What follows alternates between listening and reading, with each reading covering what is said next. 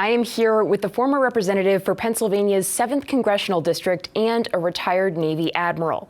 He advised former President Clinton on defense policy. He's here with us today to discuss the state of Pennsylvania and the potential implications of this election's results. Admiral Sestak, thank you for joining us. All right, absolutely. The Pennsylvania race that's getting a ton of attention is, of course, the Senate race between Democrat John Fetterman and Republican Dr. Mehmet Oz. Fetterman's lead has narrowed in recent weeks across a number of polls. As a former Democratic Senate candidate yourself, what are your thoughts on Fetterman's messaging in the final days? Well, foresight is kind of a rare art in politics. I don't often practice it.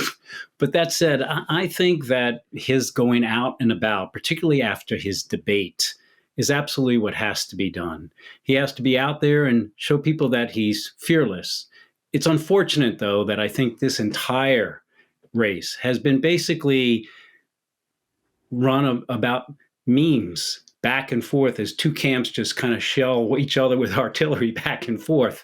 And often I feel it's unfortunate, but journalism, of course, aided that somewhat. And I mean that because for too long, it has become almost an interest of politics alone, rather than an achieving power in government, rather than saying, how will these gentlemen actually exercise their power once in government? And I think that's been absent. And so as John Fetterman, a good guy, goes out and about this last couple of days, I hope more of that comes out, because I think that's what people at this end state most want to hear. What will you do for me? Like Pink from Bucks County, Pennsylvania says, what about us? You're now a founding member of the Forward Party, along with former New Jersey Governor Christine Todd Whitman and Andrew Yang, familiar names. What do you see this party changing about the politics we currently have in this election? Well, I think the biggest deficit we have in America today is the issue of trust. It's bigger than the national debt. You can see it even in this campaign that's happening in Pennsylvania or at almost any other state. There's only one time that a third party has ever been successful in our nation, and it was on one issue. Just like I believe right now the largest issue for America is trust. And that was back in the 1850s, when the one issue that founded the Republican Party was the extension of slavery into the Western territories. And eventually out of that, as people just couldn't put up with this fighting between the Whigs and the Democrats, the third party was formed and it was successful. I think when you watch the poll, for example, that just came out today, and it said the vast majority, it's about 61%, I believe, said a third party would be welcomed. Now, when you ask each party if they think both parties are bad, only 25% say that.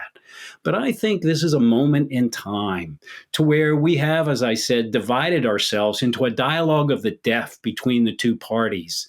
And it's always been tough out there, but not to where we're just relying upon memes back and forth to shell one another. I think you see people in common sense places like Pennsylvania would take a true look at, could I trust somebody who's actually willing to work with someone else? As you brought out, I represented the 7th Congressional District in Pennsylvania.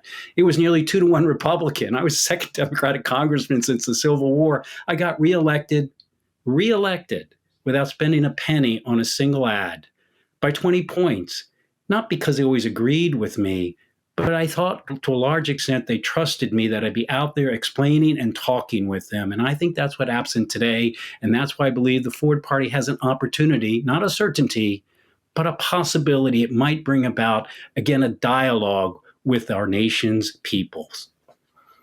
It certainly is incredibly notable to see how many names have signed on to support a third party. So we'll just have to see how it does in the coming months and years.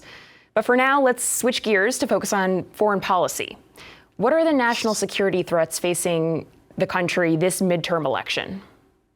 Well, I think people have to step back and recognize that it's the intersection now, and for the distant future, an intersection of the economy, technical innovation, and geopolitics that's created a new world where almost everything is a security issue.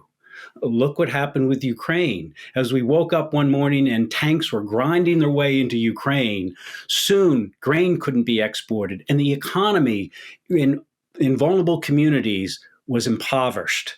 to they couldn't get food. And then all of a sudden you see countries like India and China aligning themselves, or at least remaining silent, against a very first time dictator since World War II, really moving into another country to annex it. We haven't seen that really since World War II. So what I think is we have to recognize whether it's getting things that are being made in China out of there, because our Defense Department has a defense science board that says there's not one major military system, weapon system, that we can rely upon that has not been impregnated or is vulnerable to hacking. As you probably know, Bloomberg even did a report 2 years ago saying that servers made in China and are on Aegis warships, CIA drones, also Apple computers, servers, had little wafers put into the hardware, like sleeping agents that could be woken up in wartime to do damage. Now, people have opposed that report, but at the same time, others have said if they haven't done it, it is possible. We have to understand that this is a different era we are in, and we have a country, China, that I backpacked through back in the 80s. I took about 4 or 5 weeks when they opened it up to individual travel just to backpack through it for that period of time. A wonderful people, but a government now where the leader, Xi, in the recent Congress is now bent upon, as he said, to make economic development equal to military security and security for everything, even in their economy. And so we really do have a very tough time. And it goes back to the issue I brought about. How about these candidates running in Pennsylvania? Has anybody asked them, what would you do if a nuclear weapon were suddenly, or a dirty bomb was suddenly used by Russia? What do you think is the right approach to China, who already has a base in one of the 10 islands, Pacific Islands? We used to have a U.S. base in Western Pacific. How would you approach this without harming our economy and also making sure that our technological innovation is protected? So that, to my mind, that key intersection of those three elements is what we have to come to better grips with in this nation. And you can't do it unless you have a nation that's united. Certainly a lot to think about, and some of it is a little bit frightening, but we'll just have to see what happens. Thank you so much for your time, Representative. Well, Shannon, great to be with you. Thanks for having me aboard.